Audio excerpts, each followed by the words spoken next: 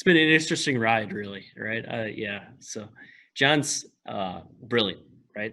And he's probably one of the top fishery scientists in the Great Lakes, um, and he's got a wide breadth of knowledge, which he's walking by right now, I think. Oh,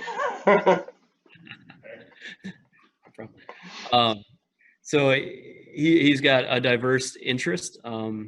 His knowledge base is just so huge, right? Like he's worked on everything from fish sensing organs to marine research. I mean, Antarctica, blue water dives, in the Atlantic.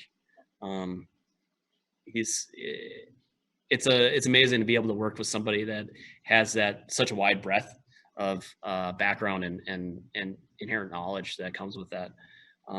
He's very well published, and one of the things that I find with a lot of his papers are that they're not only they're very well written, but they're also in some ways entertaining, right? Which a lot of scientific papers kind of get boiled down to uh, their most basic, and some of that flair is kind of lost in the writing. I think he still is able to put that forward, which I'd love to be able to emulate sometime in the future.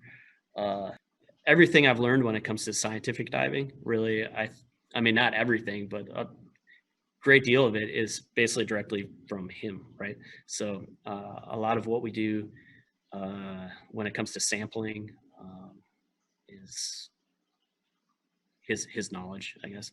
He's one of the first people to really sample some of the smaller species in Lake Michigan or in the Great Lakes with micro mesh gill nets.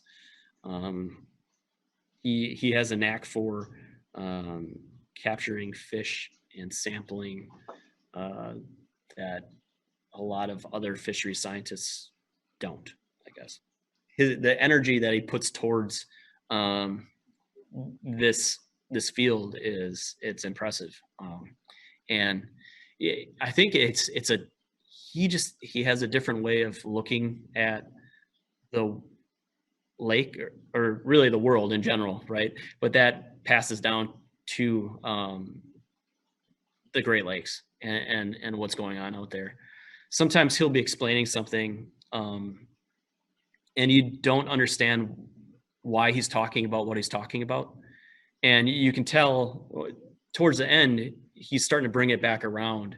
And he's basically already thought out this entire trajectory of how the conversation's going to go. And halfway through, you want to stop listening because you don't know how this is relevant, right?